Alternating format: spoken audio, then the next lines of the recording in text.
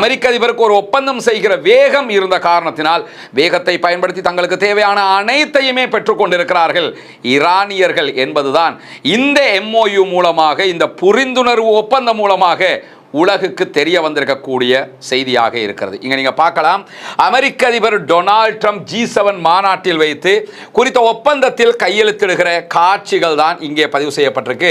பக்கத்தில் Emmanuel Macron உள்ளிட்ட பல நாடுகளுடைய தலைவர்களும் இருக்கிறார்கள். இந்த காட்சியில் மசூத் பெசக்ஷியன் ஈரானுடைய அதிபர் அவர்கள் கையெழுத்திட்டு விட்டு அந்த காட்சியை ஊடகங்களுக்கு காட்டியிருக்கிறார். அதே போன்று இந்த காட்சியில் பாகிஸ்தானுடைய பிரதமர் ஷபாஸ் ஷரீஃப் அவர்களும் கையெழுத்திட்டிருக்கக்கூடிய காட்சிகளை நம்ம பார்க்க முடியும். 75 ஆண்டுகளுக்கு மேலாக இஸ்ரேல் ஈரானை பற்றி என்ன பிம்பத்தை கட்டமைத்ததோ அது அத்தனையும் உடைந்திருக்கிறது. எங்க ஊர்ல எல்லாம் சொல்லுவாங்க, சும்மா கடந்த சங்க ஊதி கெடுத்துட்டாங்க ஏம்பாங்க. அது மாதிரி சும்மா இருந்த ஈரானை யுத்தம் பண்ணி பெரிய ஆளாக்கி விட்டது தான் இஸ்ரேல் பிரதமர் பெஞ்சமின் நெத்தனியாஹுவினுடைய மொக்குத்தனத்திற்கு சான்றாக அமைந்திருப்பதை நம்ம பார்க்க முடியும். எனவே ஈரான் அப்பர் ஹேண்டாக மாறி இருக்கிறாங்க. அது யுத்தத்திலும் தான், ஒப்பந்தத்திலும் தான். இதை பற்றி மேலதிக விளக்கத்தை சொல்லும்போது அமெரிக்க அதிபர் என்ன சொல்றாருன்னு கேட்டா, ஈரானுக்குள்ள அரபு நாடுகள் போய் பிசினஸ் பண்ணலாமா, இன்வெஸ்ட் பண்ணலாமான்னா தாராளமா பண்ணிக்கலாம், பண்றது நல்லதுன்னு இருக்கிறாரு. இதுக்கு முன்னாடி அமெரிக்கா விதிச்சிருந்த தடையே என்னன்னா, யாருமே ஈரானோட பிசினஸ் பண்ணக்கூடாது, சைனா மட்டும் வெளிப்படையா பண்ணிக்கிட்டு இருந்தான், வேற யாருமே பண்ணக்கூடாதுன்னு வச்சிருந்தாங்க. இனி எல்லோருமே பண்ணிக்கலாம் அப்படின்னு இருக்காங்க. இதெல்லாம் ஒரு யுத்தம் நடத்தி அழிப்பேன்ட்டு போனவன் மொத்தமா ஈரான் இதைத்தான் கேட்டுக்கிட்டு இருந்தான். யுத்தத்தில் தோத்து போனது கூட எல்லாத்தையும் கொடுக்குறாங்க பாருங்க.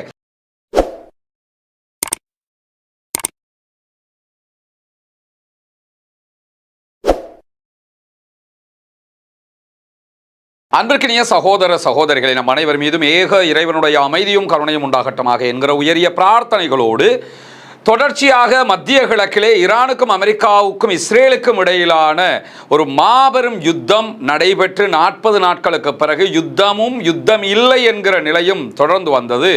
அந்த நிலை மாறி தற்போது அமெரிக்காவும் ஈரானும் ஒரு முக்கியமான சமாதான உடன்படிக்கையில் கையெழுத்திட்டிருக்கிறார்கள். குறிப்பாக 1975களுக்கு பிறகு ஈரானில் அமெரிக்கா வெளியேற்றப்பட்டு ஈரானுக்குள் புரட்சி வெடித்து ஈரான் ஆயத்துல்லா கொமைனி தலைமையிலான ஒரு குழு மொத்தமாக கைப்பற்றி அங்கு மாற்றங்களை ஏற்படுத்தியதற்கு பிறகு ஏற்பட்ட முதலாவது அமெரிக்க ஈரானிய ஒப்பந்தமாக இதுதான் பார்க்கப்படுகிறது. கடந்த பல தசாப்த காலமாக ஈரானை எப்படியாவது அழிக்க வேண்டும், தாக்க வேண்டும், இல்லாதொழிக்க வேண்டும் என்றெல்லாம் ஈரானை வைத்து அமெரிக்காவிலும் இஸ்ரேலிலும் பலத்த அரசியல் நடைபெற்று வந்த நிலையில தான் இறுதியாக இஸ்ரேலிய பிரதமர் பெஞ்சமின் நெத்தனியாஹுவினுடைய தூண்டுதலின் பேரில் அவர் கொடுத்த எல்லா டேப்லெட்டையுமே மொத்தமாக விழுங்கிய அமெரிக்க அதிபர் டொனால்ட் ட்ரம்ப் என்ன பண்ணாருன்னா, அமெரிக்காவுடைய எண்ணங்களை எல்லாம் புறந்தள்ளிவிட்டு ஈரானுக்குள்ள ஒண்ணுமே இல்லை, இப்ப போனா இப்ப அடிச்சு ஈரான்ல ஆட்சி மாற்றத்தை செஞ்சுட்டு வந்துடலாம் அப்படின்னு சொல்லி இஸ்ரேல் கொடுத்த எல்லா நம்பிக்கைகளையும் உண்மைன்னு நம்பிக்கிட்டு என்ன பண்ணாருன்னா, ஒரு 40 நாள் சண்டை பிடிச்சு பார்த்தார். அந்த சண்டையில உலகம் முழுவதும் அமெரிக்கா அசிங்கப்பட்டதுதான் மீதியாய் போய்விட்டது. காரணம் என்னன்னா, அமெரிக்காவாலேயே ஈரானை வீழ்த்த முடியாம போயிடுச்சு என்று சொல்லி வரலாறு மாற்றம் பெற்றிருக்கிறது. ஈரான்ல இருந்த சில தலைவர்களை கொண்டதை தவிர, அப்பாவி பொதுமக்கள் 3000க்கும் மேற்பட்டவர்கள் கொல்லப்பட்டது தவிர ஈரானில் அவர்கள் எந்த வெற்றியையுமே அடைய முடியவில்லை. எனவேதான்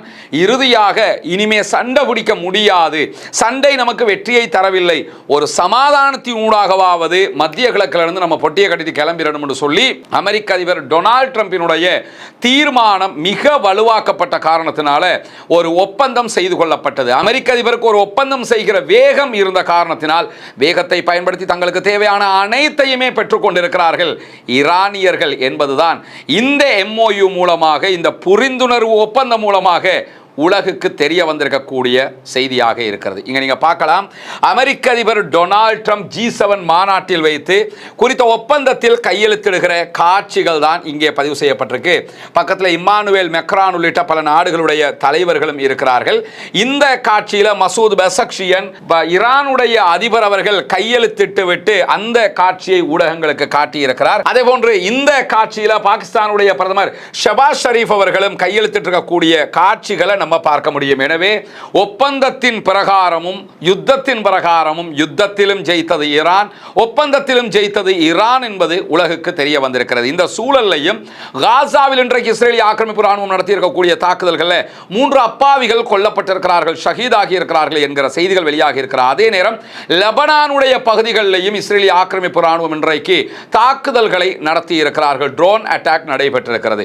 இந்த 2 இடங்களிலும் அப்ப தாக்குதல்களை நடத்துகிறார்களே, ஒப்பந்தம் கையெழுத்திடப்பட்டு என்ன பலன் இருக்கிறது என்கிற கேள்விகள் எழுவது சகஜமானது. ஒன்றை புரிந்து கொள்ளுங்கள், எதிர்வருகிற 60 நாட்களுக்குள்ளாக இஸ்ரேல் இப்படியான பல தாக்குதல்களை நடத்துவதற்கான வாய்ப்புகள் இருக்கிறது. காரணம் என்னன்னா, இந்த ஒப்பந்தம் 2 மாதங்களுக்கு அடுத்த நிரந்தரமான யுத்த நிறுத்த ஒப்பந்தத்தை பற்றிய பேசுவதற்குரிய காலமாகத்தான் ஒப்பந்தம் இடப்பட்டிருக்கிறது.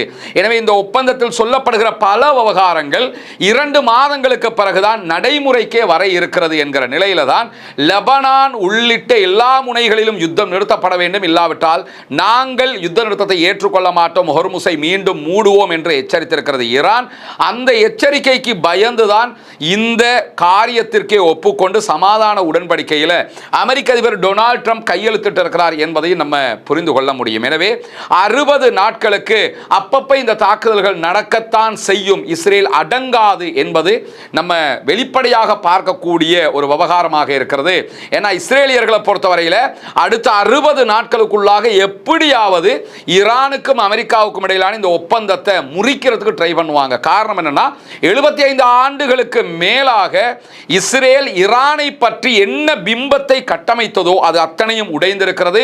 ஈரான் மீது பல பொருளாதார தடைகளை அமெரிக்கா விதிச்சு வச்சிருந்தாங்க. இந்த யுத்தம் நடக்கலன்னு வைங்களேன், அந்த பொருளாதார தடையெல்லாம் பொருளாதார தடையாவே இருந்திருக்கும். எங்க ஊர்ல எல்லாம் சொல்லுவாங்க, சும்மா கடந்த சங்க ஊதி கெடுத்துட்டாங்க ஏம்பாங்க. அது மாதிரி சும்மா இருந்த ஈரானை யுத்தம் பண்ணி பெரிய ஆளாக்கி விட்டது தான் இஸ்ரேல் பிரதமர் பெஞ்சமின் நெத்தனியாஹுவினுடைய மொக்குத்தனத்திற்கு சான்றாக அமைந்திருப்பதை நம்ம பார்க்க முடியும். எனவே ஈரான் அப்பர் ஹேண்டாக மாறி இருக்கிறாங்க. அது யுத்தத்திலும் தான் ஒப்பந்தத்திலும் தான். அவர்கள் தங்களுக்கு தேவையானதை பெற்றுக்கொண்டிருப்பது மட்டுமல்லாமல் ஒப்பந்தத்தின் பிரகாரம் ஈரான் மீதான எல்லா தடைகளும் நீக்கப்படுகிறது. எனவே சண்டை நடக்காம இருந்திருந்தா கூட இந்த தடைகள் நீக்கப்பட்டிருக்காது. சண்டையை நடத்தி காசையும் கொடுத்து தடையையும் நீக்கி இப்படியான ஒரு வேலையை டொனால்ட் ட்ரம்ப் பண்ணுவார்னு சொல்லி யாருமே எதிர்பார்க்கல. எனவே அல்லாஹ்வுடைய அருளால ஒரு முக்கியமான சிறப்பான ஒப்பந்தமாக இது மாறி இருக்கக்கூடிய சூழல்ல தான் இன்றைக்கு வெளியாகி இருக்கக்கூடிய தகவல்கள் பிரகாரம் ஈரான் மீதான அமெரிக்காவினுடைய இந்த ஒப்பந்தம் தொடர்பாக நிறைய விமர்சனங்களை ட்ரம்புக்கு எதிரானவர்கள், குறிப்பாக இஸ்ரேலிய ஆதரவாளர்கள், ஜூவிஸ் லாபியும் இஸ்ரேலியர்களும் தொடர்ந்து பரப்பி வர்றாங்க. நம்ம தலைவனை பொறுத்தவரையில் உங்களுக்கு தெரியுமில்ல, டொனால்ட் ட்ரம்ப் டென்ஷன் ஆயிடுவாப்ல. அதனால உடனே வளமையில் மற்றதுக்கெல்லாம் டென்ஷன் ஆகி எப்படி திட்டுவாரோ அதே மாதிரி இந்த விமர்சனத்தை முன்வைக்கக்கூடியவர்களுக்கும் கடுமையாக வச்சு செஞ்சு விட்டுருக்கிறாப்ல டொனால்ட் ட்ரம்ப். என்ன எல்லாம் சொல்லியிருக்கிறார் சொல்லி சொன்னால், ஈரான் ஒப்பந்தத்தை ஆதரித்து ட்ரம்ப் பேசுகிற நேரத்தில் இதை எதிர்க்கக்கூடியவர்கள் முட்டாள்கள், பொறாமை கொண்டவர்கள், கெட்டவர்கள், அறிவற்றவர்கள், 4 வார்த்தையை பயன்படுத்தியிருக்கிறாரு. முட்டாள்கள், பொறாமை கொண்டவர்கள், கெட்டவர்கள், அறிவில்லாதவர்கள், இவங்க தான் இந்த ஒப்பந்தத்தை எதிர்ப்பாங்க அப்படின்னு சொல்லி இருக்கிறார். முதலாவது இதை யாருக்கு சொல்றாருன்னா, ஈரான் இஸ்ரேல்காரங்களுக்கு தான் சொல்றாரு. ஆனா உண்மையிலேயே டொனால்ட் ட்ரம்பினுடைய இந்த ஒப்பந்தம் எப்படிப்பட்டது என்பதை தனியான ஒரு வீடியோவாக போட்டிருக்கோம். இதுக்கு பின்னாடி நம்ம சொல்லுவோம். இதுல ஈரான் எந்த இடத்தில் ஜெயித்திருக்கிறது என்பதையும் நீங்கள் புரிந்து கொள்ள முடியும். அதை தாண்டி ஈரான் மீது போதுமான கடுமையான நிலைப்பாட்டை எடுக்க தவறிவிட்டதாக சில பேர் எனக்கு விமர்சனம் முன்வைக்கிறாங்க என்று சொல்லக்கூடிய அமெரிக்க அதிபர் டொனால்ட் ட்ரம்ப், என்னுடைய அணுகுமுறை பயனளிக்கிறது என்பதற்கு இந்த ஒப்பந்தம் சான்று அப்படின்னு இருக்கிறாரு. அதுக்கு என்ன ஆதாரம் சொல்றாருன்னு கேட்டா, நாங்க ஈரானோட யுத்தம் பண்ணினோம், பிறகு ஒரு சமாதான ஒப்பந்தம் பண்ணியிருக்கிறோம், ஒப்பந்தத்தில் நான் ஜெயிச்சிருக்கிறேன். அதுக்கு என்ன ஆதாரம் தெரியுமா? ஒப்பந்தம் நடந்ததோட உலகம் முழுக்க க்ரூட் ஆயில் விலை இறங்கிருச்சு. ஒப்பந்தம் நடந்ததோட ஹொர்முஸ்ல கப்பல் எல்லாம் பயணிக்க ஆரம்பிச்சிருச்சு. இன்னைக்கு ஒப்பந்தம் நடந்த அன்னைக்கே 12.5 மில்லியன் பேரல்கள் ஹொர்முஸ் வழியாக எண்ணெய் ஏற்றுமதி நடந்திருக்குது. எனவே நான் செஞ்சதுனால பொருளாதாரம் வளர்ந்துகிட்டு இருக்குதா இல்லையா? எல்லா நாடும் சந்தோஷப்படுறாங்களா இல்லையா? எல்லா நாடும் சந்தோஷப்படுறான். பொருளாதாரம், எக்கானமிக்ஸ் நல்ல அழகாக வளர்ந்துக்கிட்டு வருது. எனவே இது வெற்றியா இல்லையா அப்படின்னு சொல்லி, இது உண்மையில வெற்றியெல்லாம் கிடையாது. வெற்றின்னா என்ன வெற்றினா, யுத்தத்தில் ஈரானை அடிச்சு நொறுக்கி நான் அழிச்சிட்டேன் ஜெயிச்சிட்டேன் பாருன்னு காட்டியிருக்கானு. இல்லைன்னா ஒப்பந்தம் போட்டிருக்கேன், நீ ஒப்பந்தத்தில் சைன் பண்ணலாம் தொலைச்சு விடுவோம் பாருன்னு சொல்லி உனக்கு ஃபேவரான ஒரு ஒப்பந்தத்தை போட்டிருக்கேன். எப்படினாலும் ஈரான்ட்ட அமெரிக்கா தோத்துருச்சுங்கிறது உலகம் முழுவதும் ஒப்புக்கொண்ட ஒரு விதி. அதை மறைக்கிறதுக்கு தான் தலைவன் என்ன சொல்றாப்லன்னு கேட்டா, பார்த்தீங்களா எக்கானமிக்கெல்லாம் கிடுகிடுன்னு மேலே வந்துருச்சு, எல்லா நாடும் சந்தோஷப்படுது. எனவே எனவே நான் ஜெயிச்சிட்டேனா இல்லையா? இப்படி நாடெல்லாம் நல்லா இருக்கிறாங்க, குரூட் ஆயில் பிசினஸ் நடக்குது, எண்ணெய் விற்பனை எல்லாம் கரெக்டா நடக்குது, இதை சந்தோஷப்படுவீங்களா? அதை விட்டு போட்டு நாங்க செஞ்சது ஃபெயிலியர், நாங்க தோத்துட்டோம்னு நீங்க சொல்லுவீங்கன்னா நீங்கள் கெட்டவர்கள், நீங்கள் பொறாமை கொண்டவர்கள் அப்படின்னு சொல்லி வெளுத்து வாங்கி விட்டுருக்காப்புல. அதை சொல்லித்தான் இன்னைக்கு நான் செஞ்சது சரி என்பதை தன்னுடைய சமூக வலைதள பக்கத்தில் அமெரிக்க அதிபர் டொனால்ட் ட்ரம்ப் வலியுறுத்தி இருப்பதை நம்ம பார்க்க முடியும். ஒரு விதத்தில் தெளிவாக ஒன்று புரிஞ்சுக்கிறீங்க, இந்த யுத்தத்தில் அமெரிக்கா தோல்வி அடைந்திருக்கிறது, இஸ்ரேல் தோல்வி அடைந்திருக்கிறது, யுத்தத்திலும் தோற்று ஒப்பந்தத்திலும் அவர்கள் தோல்வி அடைந்திருக்கிறார்கள். ஆனா தோத்தேன்னு அவங்க சொல்ல மாட்டாங்கல்ல, அதை நான் ஜெயிச்சிட்டேன்னு சொல்றதுக்காக தான் அமெரிக்க அதிபர் இவ்வளவு காரணங்களை எல்லாம் சொல்லியிருக்கக்கூடிய சூழல்ல அமெரிக்காவினுடைய துணை அதிபர் ஜேடி வான்ஸ் சற்று நேரத்துக்கு முன்பதாக ஊடகங்களை சந்தித்து பேசியிருக்கிறார். அதிலே அவர் பேசுகிற நேரத்தில் மிக தெளிவான இன்னும் சில செய்திகளை சொல்லியிருக்கிறார். குறிப்பாக ஈரானுடைய ஊடகங்களுக்கு முதல் தடவையாக ஜேடி வான்ஸ் பேட்டி கொடுக்கும் போது என்ன சொல்றாருன்னு கேட்டா, தெஹ்ரான் அதே போன்று வாஷிங்டனுக்கு இடையான 60 நாள் பேச்சுவார்த்தை காலம் இப்பொழுது முதல் தொடங்குகிறது அப்படின்னு இருக்கிறாரு. இன்னைக்கு இருந்து ஈரானுக்கும் அமெரிக்காவுக்கும் இடையிலான பேச்சுவார்த்தை 60 நாள் பேச்சுவார்த்தை காலம் ஆரம்பிக்கிறது. ஈரான் மீதான அமெரிக்க தடைகளை நீக்க முடியும் என்று வான்ஸ் நம்பிக்கை தெரிவித்தும் இருக்கிறார். ஈரான் மீது ஒப்பந்த பிரகாரம் தடைகளை நீக்கணும் அமெரிக்கா, அதெல்லாம் நீக்க முடியும் என்ற நம்பிக்கை எங்களுக்கு இருக்குது அப்படின்னு சொல்கிறாரு. ஹொர்முஸ் ஜலசந்தியில எந்த விதமான சுங்க கட்டணங்களும் இருக்கக்கூடாது என்பதுதான் அமெரிக்காவுடைய நிலைப்பாடுங்கிறார். அமெரிக்காவோட நிலைப்பாடு அது ஈரான் பேச்சுவார்த்தையில் ஒத்துக்கொள்வதா இல்லையாங்கிறது இரண்டாவது இருக்கக்கூடிய ஒரு விவகாரமாக இருக்கிறார். அதே நேரம் யுத்தத்தின் போது ஈரான் ஹொர்முஸ் ஜலசந்தியை திறம்பட மூடியது அப்படின்னு ஒப்புக்கொண்டிருக்கிறாரு. யுத்தம் நடக்கல ரொம்ப கிளியராக, கிறிஸ்டல் கிளியராக அவங்க மூடிட்டாங்க ஹொர்முஸ் ஜலசந்தியை, எங்களால் ஒன்றும் பண்ண முடியலைங்கிறதையும் தெளிவாக சொல்லியிருக்கிறது மட்டுமல்லாம ஈரானுடைய துறைமுகங்கள் மீதான தடைகள் நாங்கள் விதிச்சிருந்தோம், எங்களுடைய படைகள் எல்லாம் நின்றது.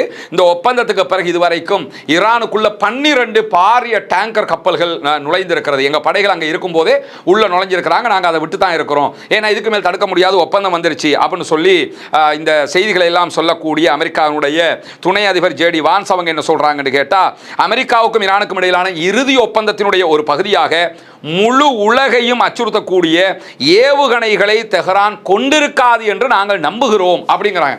நாங்கள் நினைக்கிறோம் அப்படி இல்லாமல் இருந்தால் நல்லம் அப்படிங்கிறாரு. ஆனால் ஒப்பந்தத்தில் ஏவுகணையை பற்றி எந்த பேச்சுவார்த்தையுமே பேசப்படவில்லை என்பதும் தெளிவானது. ஆனால் அவங்களோட விருப்பத்தை அவங்க சொல்லியிருக்காங்க, சொல்லிட்டு போட்டுமேங்கிற விதமாக அதை நம்ம கடந்து போயிடலாம். அதே மாதிரி ட்ரம்ப் நிர்வாகம் விரைவில் ஈரான் ஒப்பந்தம் குறித்து அமெரிக்க காங்கிரஸுக்கு விளக்கம் அளிக்க இருக்கிறது. காங்கிரசினுடைய ஒப்புதல் தேவையில்லாமலேயே தெஹ்ரான் மீதான ஈரான் மீதான தடைகளை நாங்கள் நீக்க முடியும், அதுக்கு காங்கிரஸில் பார்லிமெண்ட்டில் அனுமதியெல்லாம் எடுக்க வேண்டிய தேவை கிடையாது அப்படின்னு சொல்லி நான் நம்புகிறேன் என்று சொல்லி எல்லாம் இன்றைக்கு சொல்லியிருக்கக்கூடிய ஜேடி வான்ஸ் மிக தெளிவாக ஒன்று சொல்றாரு. இஸ்ரேல் ஈரானுடனான அமைதி செயல்முறையை மதிக்க வேண்டும். நாங்க ஈரானோட ஒரு ஒப்பந்தம் போட்டிருக்கோம், இஸ்ரேல் அதை மரியாதை கொடுத்து நடந்துக்கிறணும் என்று சொல்லக்கூடியவர். அது அவங்களுக்கு ரொம்ப நன்மையா இருக்கும், இல்லைன்னா அவங்களுக்கு தான் பெரிய பாதிப்பா முடிஞ்சிரும் அப்படின்னு சொல்லி இருக்கிறாரு. அது மட்டுமல்லாம மேலதிகமாக என்ன சொல்றாருன்னு கேட்டா, பெய்ரூத்துல லெபனானில் தாக்குதல் நடத்துகிறோம் என்கிற பேரில் பொதுமக்களை கொள்வதை ஏற்றுக்கொள்ள முடியாதுன்னு இருக்காரு. அமெரிக்காவுடைய வரலாற்றில் அமெரிக்காவினுடைய ஒரு அதிபர், அமெரிக்காவினுடைய ஒரு துணை அதிபர், நேற்று அமெரிக்க அதிபர் இதே வார்த்தையை சொன்னார், இன்றைக்கு துணை அதிபர் முதல் தடவையாக பொதுமக்களை இஸ்ரேல் கொள்ளுகிறது என்பதை ஒப்புக்கொண்டிருக்கிறார்கள். அதுவும் இந்த ஒப்பந்தத்தினுடைய ஒரு வெற்றியாகத்தான் நம்ம கருத முடியும் என்கிற நிலையில தான் ஹொர்முஸ் ஜலசந்தி திறக்கப்பட்டு வர்த்தக கப்பல் போக்குவரத்துக்கு மீண்டும் தொடங்குவதையொட்டி ஒரு வாரத்துக்குள்ளாக குவைத்தினுடைய எண்ணெய் உற்பத்தியை ஒரு நாளைக்கு 2 மில்லியன் பேரல்களாக அதிகரிப்பதற்கு குவைத் தீர்மானித்திருக்கிறது. எல்லா அரபு நாடுகளுமே திரும்ப பெட்ரோல் எல்என்ஜி உற்பத்திக்கு ஆரம்பிச்சிட்டாங்க. அதிகமாக வளமையில் செஞ்சதை விட கூடுதலாக செய்வதற்கு தயாராகிவிட்டார்கள் என்கிற செய்திகளுக்கு மத்தியில் தான் அமெரிக்காவுக்கும் ஈரானுக்கும் இடையிலான இந்த ஒப்பந்தம் என்பது ஈரானுடைய வரலாற்றில் மாபெரும் வெற்றி அப்படின்னு சொல்லி ஈரானுடைய அதிபர் மசூத் பெசக்ஷியன் தன்னுடைய எக்ஸ் பக்கத்தில் தெரிவித்திருக்கிறார். அதில் தெரிவிக்கும் போதே அவர் ஒரு முக்கியமான பகுதி, அந்த ஒப்பந்தத்தில் ஒரு பகுதியை கோடிட்டு காட்டியிருக்கிறார். என்னன்னா, இந்த ஒப்பந்தத்தின் 14 நிபந்தனைகளில் ஒன்றாக கிட்டத்தட்ட 2வது நிபந்தனையாகவே எது இருக்குன்னு கேட்டா, அமெரிக்காவும் ஈரானும் ஒருவருக்கொருவர் இறையாண்மையை மதிக்க வேண்டும். உங்களுடைய உரிமை இது, எங்களுடைய உரிமை இதுன்னு இறையாண்மையை மதிக்க வேண்டும் என்று சொல்லக்கூடிய பகுதியில் என்ன வருதுன்னு கேட்டா, 2 நாடுகளும் ஒன்று இன்னொன்றுடைய உள்விவகாரங்களில் தலையிடுவதை தவிர்க்க வேண்டும் என்பது ஒப்புக்கொள்ளப்பட்டிருக்கிறது. ஈரான் விஷயத்தில் அமெரிக்கா தலையிடக்கூடாது, அமெரிக்காவுடைய விஷயத்தில் ஈரான் தலையிடாது என்பது ஒப்பந்தத்திலேயே எழுதப்பட்டிருக்கிறது. இதைத்தான் சுட்டி காட்டுறாரு மசூத் பெசக்ஷியன். 70-75 வருஷத்துக்கு பிறகு இப்படி ஒரு ஒப்பந்தத்தில் நாங்கள் ஜெயிச்சிருக்கிறோம் அப்படிங்கிறாரு. ஏன்னா ஈரானுடைய உள்விவகாரங்கள் அமெரிக்கா தலையிடும், தலையிடும். அமெரிக்காவில் உள் விவகாரங்களில் ஈரான் தலையிடுறது கிடையாது. ஆனால் இனிமேல் ஈரானுடைய உள் விவகாரங்களில் தலையிட மாட்டோம் என்பதை எழுத்தில் கொண்டு வந்திருக்கிறாங்க. இது ஈரானுக்கு கிடைத்திருக்கக்கூடிய ஒரு மாபெரும் வெற்றியாக இருக்கக்கூடிய நிலையில தான் ராணுவ நடவடிக்கைகள் எல்லா முனைகளிலும் உடனடியாக நிறுத்தப்பட வேண்டும் என்பதும் இந்த ஒப்பந்தத்திலே ஒப்புக்கொள்ளப்பட்ட ஒரு விதியாக இருக்கிறது. லெபனான் உட்பட எல்லா பகுதிகளிலும் நிறுத்தப்பட வேண்டும் என்பதும் ஒப்புக்கொள்ளப்பட்டிருக்கிறது. அதுதான் முதலாவது விதி. இரண்டாவது விதி, ஈரானுடைய உள் விவகாரங்களில் அமெரிக்காவோ அமெரிக்காவுடைய உள் விவகாரங்களில் ஈரானோ தலையிடக்கூடாது என்பது. மூன்றாவது விதியாக போடப்பட்டிருப்பதே என்னன்னு கேட்டா, இறுதி ஒப்பந்தத்திற்கான காலக்கெடு இருதரப்பாலும் ஒப்புக்கொள்ளப்பட்டிருக்கிறது. 60 நாட்களுக்குள்ளாக இறுதி ஒப்பந்தத்தை நடைமுறைக்கு கொண்டு வர வேண்டும், பேச்சுவார்த்தை நடத்தப்பட வேண்டும் என்பது ஒப்புக்கொள்ளப்பட்டிருக்கிறது. நான்காவதாக, அமெரிக்க படைகள் ஈரான் மீது விதித்திருக்கிற கடல்சார் முற்றுகையை நீக்கிக் கொள்வார்கள். ஈரானுக்கு எந்த கப்பலும் போகக்கூடாது அவங்க விதிச்ச முற்றுகையை எதிர்வருகிற 30 நாட்களுக்குள்ளாக அவங்க நீக்குவாங்க. அதே மாதிரி ஈரானும் ஹொர்முஸ் ஜலசந்தியை திறந்து விடுவாங்க. எதிர்வருகிற 30 நாட்களுக்குள்ளாக முழுமையாக அவங்க திறக்கணும். அதுவும் எப்படின்னு கேட்டா, ஏற்கனவே யுத்தத்துக்கு முன்பதாக எப்படி ஹொர்முஸ் ஜலசந்தியில கப்பல்கள் போய் ஒரு நாளைக்கு உதாரணமா ஒரு 400 கப்பல் போகுதுன்னா அந்த 400 கப்பல் போகிற அளவுக்கு திறந்து விடணும் அப்படின்னு இருக்காங்க. ஏன் 30 நாள் டைம் எடுக்கிறாங்கன்னு கேட்டா, அங்க கன்னி வெடிகள் இருக்கிறது, ஈரான் தண்ணிக்குள்ள வச்சிருக்கிறாங்க. அதை எல்லாத்தையும் அவங்க அகற்றுறது மட்டுமல்லாம இந்த ரூட்ல போங்க இந்த ரூட்ல போகாதீங்கன்னு அவங்க சொல்ல கடமைப்பட்டிருக்கிறாங்க.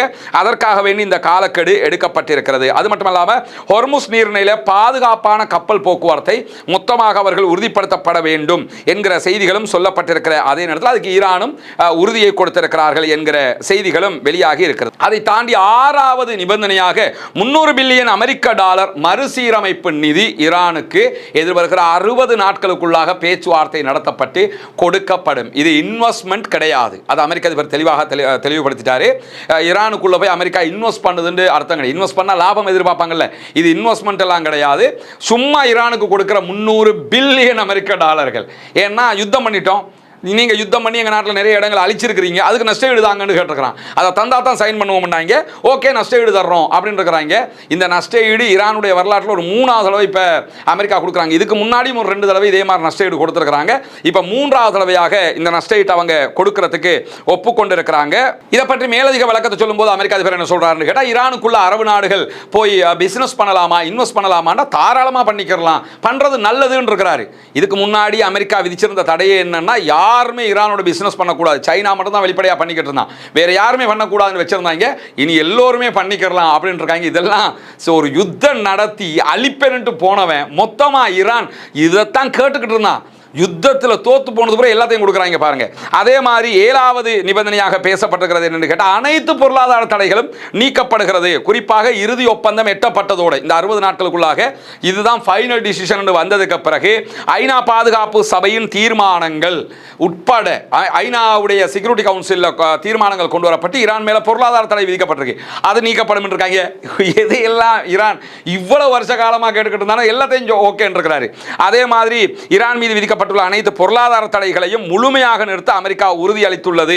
தடைகளை நீக்குவதனூடாக இந்த 2 நாடுகளும் பல முக்கியத்துவங்களை அறிவிக்கிறது மட்டுமல்லாம, குறிப்பாக ஈரான் மீதான முதல் கட்ட தடை, 2ஆம் கட்ட தடை, எல்லா தடைகளுமே நீக்கிறோம் என்று சொல்லி ஒப்புக்கொண்டிருக்கிறார்கள். அதே மாதிரி அணு ஆயுத கட்டுப்பாடு, ஈரான் நாங்கள் அணு ஆயுதம் பெற மாட்டோம், நாங்கள் தயாரிக்கவும் மாட்டோம், அதே மாதிரி வெளிநாடுகளில் இருந்து அணு ஆயுதத்தை வாங்கவும் மாட்டோம்ங்கிறத நாங்கள் ஒப்புக்கொள்றோம் என்று சொல்லியிருக்கிறாங்க. இது அவங்க காலாகாலமாக சொல்லி வர்றதுதான். அதை சொல்லி இருக்கிறாங்க. அது இந்த 60 நாட்களுக்குள்ளாக ஒப்பந்தத்தில் கையெழுத்திடப்படும், அந்த முடிவுக்கும் அவங்க வருவாங்க என்று சொல்லியிருக்கிறாங்க. இதை அமெரிக்கா வெற்றியாக சொல்லிக் கொண்டிருக்கிறாங்க. அவங்க வெற்றியாக சொல்றதுக்கு ஒண்ணுமே இல்லை. இது ஆயத்துல்லா அலி காமனி இருக்கும் போதே சொன்னாரு, நாங்கள் அதெல்லாம் செய்யறதுக்கு ரெடி ஆகலப்பாண்டாரு, ஆனால் இவங்க விடலை, செய்றீங்கன்னு சொன்னாங்க. அதுக்கு சாதகமாகவே ஈரானுடைய செறிவூட்டப்பட்ட யுரேனியம் இருந்தது கண்டுபிடிக்கப்பட்டிருக்கிறது. எனவே அது அவங்க அணு ஆயுதம் செய்யறதுக்கான வழியில தான் இருந்திருக்கிறாங்க என்பது தெளிவு. ஆனால் நாங்கள் அதை செய்ய மாட்டோம்ங்கிறத ஒப்புக்கொண்டிருக்கிறாங்க என்கிற செய்திகளுக்கு மத்தியில் தற்போதைய நிலவரம் நீடிக்கப்படும் என்றும் சொல்லப்பட்டிருக்கிறது. அதாவது 60 நாட்கள் பேச்சுவார்த்தை நடத்தி ஒரு முடிவுக்கு வர்ற வரைக்கும் இப்ப ஈரான் யுரேனியத்தை செறிவூட்டாண்டா செறிவூட்டிக்கலாம். குறிப்பாக இந்த 60 நாட்களுக்குள்ள ஈரான் நினைச்சா அணு ஆயுதத்தையே தயாரிச்சிடலாம், நினைச்சிட்டாங்கன்னா தயாரிச்சிடலாம். அதுக்குள்ள எந்த தடையும் வராது, எந்த சிக்கலும் வராது. இந்த நிலை 60 நாட்களுக்கு தொடரும் என்று ஒப்பந்தத்தில் இருக்கிறதுனால ஈரான் நினைச்சாங்கன்னா செஞ்சிடலாம் என்பதை நம்ம புரிந்து கொள்ள முடிகிறது. அதே நேரத்தில் ஈரானுடைய கச்சா எண்ணெய் ஏற்றுமதிக்கு முழுமையான அனுமதி கொடுக்கப்படுகிறது. ஈரான் இதுவரைக்கும் பெரும்பாலும் சைனாவுக்கு தான் 80% கச்சா எண்ணெய் ஏற்றுமதி பண்ணாங்க. அப்பப்ப இந்தியாவுக்கு அங்க இங்கன்னு சொல்லி பிசினஸ் பண்ணாங்க. அதனால இதுக்கு பிறகு ஈரான் மொத்தமாக எந்த நாட்டுக்குனாலும் அந்த பிசினஸ் பண்ண முடியும் அப்படிங்கிற அனுமதி கிடைக்கிறது. அது மட்டுமல்லாம ஈரானுடைய முடக்கப்பட்ட சொத்துக்கள் கிட்டத்தட்ட 28 பில்லியன் அமெரிக்க டாலர்கள் வரைக்கும் இருப்பதாக சொல்லப்படுகிறது உலக நாடுகள் முழுவதும். அவை எல்லாமே நீக்கப்படுகிறது. அதே மாதிரி யுஏஇல இருக்கக்கூடிய ஈரானுடைய 10 பில்லியன் US டாலர் அளவுக்கு உண்டான சொத்துக்கள் எல்லாம் விடுவிக்கப்படுகிறது என்கிற செய்திகளுக்கு மத்தியில் இந்த ஒப்பந்தத்தை கண்காணிப்பதற்கான குழுவும் இருதரப்பாலும் நியமிக்கப்படுகிறது. கரெக்டா அமெரிக்கா கரெக்டாக நடக்குதாண்டு இவங்க பார்ப்பாங்க, இவங்க கரெக்டாக நடக்குதாண்டு அமெரிக்கா பார்ப்பாங்க என்கிறதுக்கு மத்தியில் தான் இந்த புரிந்துணர்வு ஒப்பந்தம் கையெழுத்தானது உடனேயே இரு நாடுகளும் மற்ற பத்திகள் இருக்கக்கூடிய அந்த ஒப்பந்தத்தில் இருக்கக்கூடிய எல்லா பிரத்யேகமான சட்டத்திட்டங்களையும் கரெக்டாக பேச்சுவார்த்தை ஒப்பந்தத்தில் கொண்டு வந்து வச்சு பேசி முடிக்கணும் என்பதும் ஒப்புக்கொள்ளப்பட்டிருப்பது மட்டுமல்லாமல் இதில் இருக்கக்கூடிய 2 முக்கியமான விஷயங்கள். ஒன்று, ஏற்கனவே மசூத் பெசக்ஷன் சுட்டிக்காட்டுகிற ஈரானுடைய உள் விவகாரங்கள் அமெரிக்கா தலையிடாதுங்கிறது.